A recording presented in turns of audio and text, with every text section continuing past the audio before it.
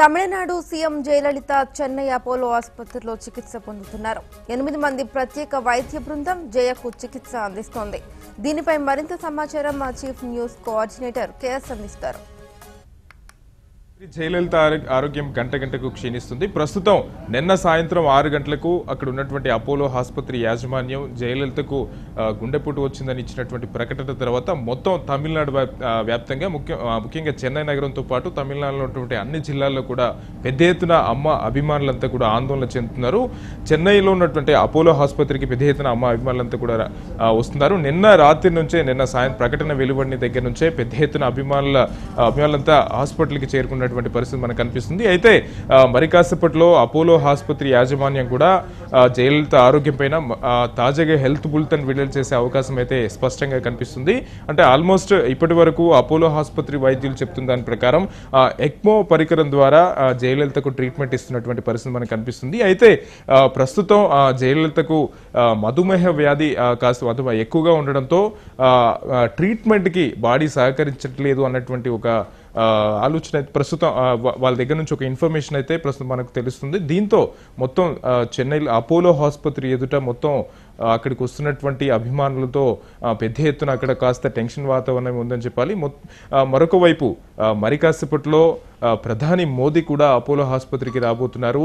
ఎప్పటికప్పుడు అపోలో ఆసుపత్రి వైద్యులతో కేంద్ర వైద్య ఆరోగ్య శాఖ మంత్రి జేపీ నడ్డా కూడా అపోలో ఆసుపత్రిలో ఉన్నటువంటి వైద్యులందరితో జయకు సంబంధించినటువంటి ఆరోగ్య వివరాలపైన ఎప్పటికప్పుడు వాకప్ చేస్తున్నటువంటి పరిస్థితి. మొత్తం చెన్నైతో పాటు తమిళనాడు వ్యాప్తంగా 5 అంచెల భద్రతను ఏర్పాటు చేశారు. ప్రతి పోలీస్ స్టేషన్ కూడా అంతర్గతంగా ఇంటర్నల్ గా ఇన్ఫర్మేషన్ వెళ్ళింది. ఎప్పటికప్పుడు అప్రమత్తంగా ఉండాలి అని చెప్పేసి కూడా. మరొక వైపు చెన్నైలో ఈ పరిస్థితి ఉన్నటువంటి నేపథ్యంలో ఇటు ఆంధ్రప్రదేశ్ నుంచి కానీ ముఖ్యంగా ఇటు కర్ణాటక వైపు నుంచి కానీ వెళ్లాల్సినటువంటి వాహనాలన్నీ కూడా పూర్తిగా నిలిపివేశారు. ఎక్కడికక్కడ తనిఖీలు చేస్తున్నటువంటి పరిస్థితి అయితే ప్రస్తుతం మనకు చెన్నైలో కనిపిస్తుంది. మరి కాసేపట్లో హెల్త్ బులెటిన్ విడుదలైన తర్వాత జయలలిత ఆరోగ్యానికి సంబంధించి ఏం చెప్పబోతున్నారనేది మొత్తం తమిళనాడు వ్యాప్తంగా తమిళనాడుతో పాటు దేశవ్యాప్తంగా అన్ని రాష్ట్రాల్లో కూడా అందరూ ఉత్కంఠగా ఎదురు చూస్తున్నటువంటి పరిస్థితి. అందరూ కూడా నిన్న ఏదైతే అపోలో ఆసుపత్రి ఇచ్చినటువంటి ప్రకటన తర్వాత పెద్ద ఎత్తున తమిళనాడులో ఉన్నటువంటి అక్కడ ఉన్నటువంటి అభిమానులు కానీ మిగతా ప్రజలంతా కూడా అమ్మ త్వరగా కోలుకోవాలని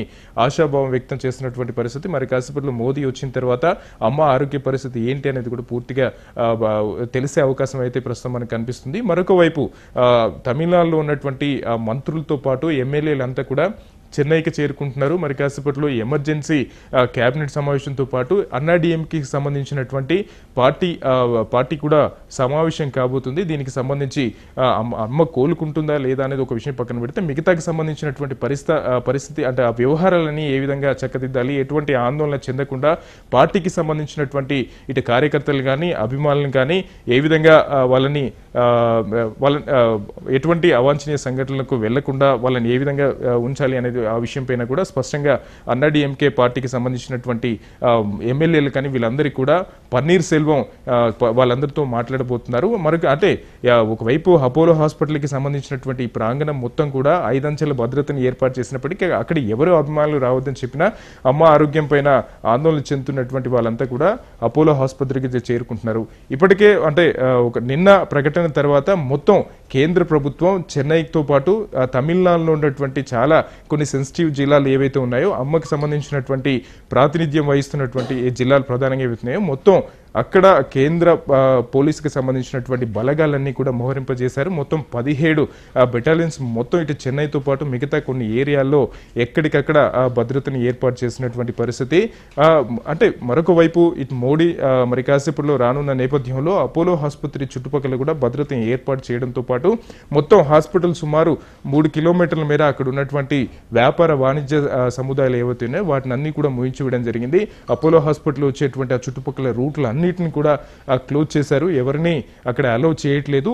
ప్రస్తుతం అపోలో ఆసుపత్రి దగ్గర కేబినెట్ కి సంబంధించినటువంటి మంత్రులంతా కూడా అక్కడికి చేరుకున్నారు. అక్కడికి చేరుకుని అమ్మ ఆరోగ్య పరిస్థితి పైన ఎప్పటికప్పుడు వాకప్ చేస్తున్నటువంటి పరిస్థితి. అంటే ఆల్మోస్ట్ 12 గంటల తర్వాత అపోలో ఆసుపత్రి యాజమాన్యం అమ్మ ఆరోగ్యం పైన మరొక హెల్త్ బులెటిన్ విడుదల చేసే అవకాశం అయితే కనిపిస్తుంది. అయితే నిన్న గుండెపోటు వచ్చిన తర్వాత ఫస్ట్ నుంచి ఏదైతే జయలలితకి ట్రీట్మెంట్ చేస్తున్నటువంటి లండన్కి సంబంధించినటువంటి డాక్టర్ ఉన్నారో రిచర్డ్, ప్రస్తుతం అతను కూడా లండన్ నుంచి చెన్నై అపోలో ఆసుపత్రికి వస్తున్నట్టు తెలుస్తుంది.